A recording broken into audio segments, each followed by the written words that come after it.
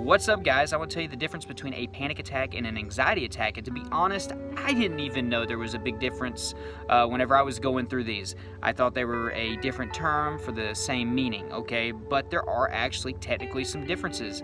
I just thought I would share this with you guys because I think sometimes we don't even know the differences, and we just kind of use anxiety attack and panic attack as if they're the same thing, but there are some differences. There's a gray area or a few similarities, and I will discuss those too. So let's get to the differences first. A panic attack is going to be more described as like a sudden, out of nowhere kind of deal. You're going to have this kick of adrenaline. It's going to hit you hard, and you will have all the crazy symptoms. All right, so you're going to have the heart racing, the blood pressure going up, the tingling, the numbness, the chest pain, the crazy thoughts, the depersonalization or derealization, all these crazy symptoms that you get with a panic attack, they're going to hit you, and they're going to hit you all at once. Now, as far as duration, you can have these anywhere from 3 to 5 minutes, or they can last up to, my first panic attack was 6 hours. So if that's, that's terrible, and that's not usually the most normal range, but they can last that long, all right, if you allow them to, or you're just not able to handle it. So that would describe a panic attack. It's quick, it's fast, it strikes out of, without little warning. And the thing is that you don't really need to provoke it. You don't necessarily have to have a trigger to have one. If you're just under high amounts of stress, this can happen. Many people that have panic attacks, they think they're dying because they don't understand what's going on. Sometimes they don't even know that they were that stressed. It's just out of nowhere, your body just does it. And it's kind of a scary thing. There's people that literally just have this intense fear of even having panic attacks, and then they'll have one just because they're scared of having one.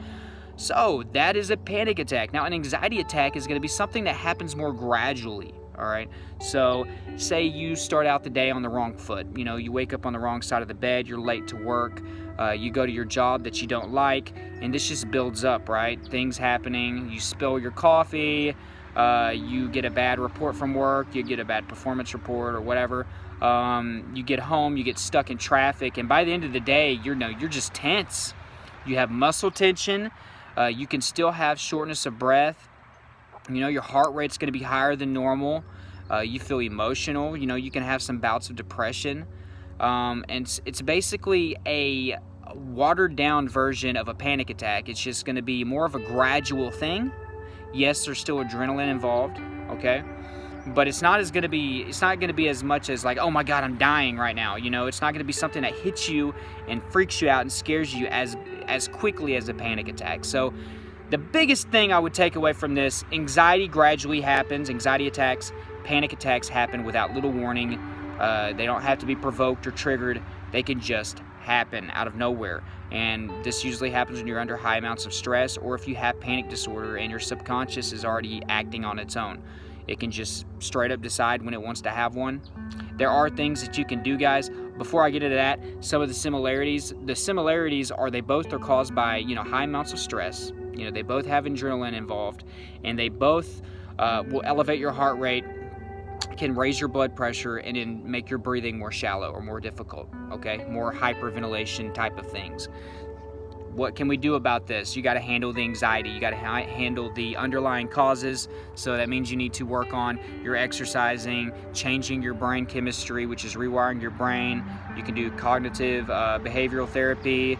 There are positive affirmation videos that you can watch every day. You need to be doing your meditation in the mornings and the evenings. This is the period of time when your subconscious is more vulnerable, and you can actually, tap into that. Also, make sure that you're eating right. You are what you eat. I mean, straight up, all right? You need to cut out the alcohol. You need to cut out the tobacco. You need to cut out the caffeine. These things, and the sugar. These things can raise your stress levels. If you cut those out, guys, it's going to help out a lot. So if you like this video, you got your question answered. If that was what you were looking for, like this video. Leave me a comment down below. I kind of want to know, did you even know there was a difference between them? All right? Were you like me, where you just thought they were a different term, same meaning? Also, subscribe if you haven't. Hit that notification bell next to it so you can get updates when I have my videos. Join the Facebook group down below, please. It's for stress, anxiety, panic attack support. A lot of great folks in there that can help you out. Thank you so much for watching, guys.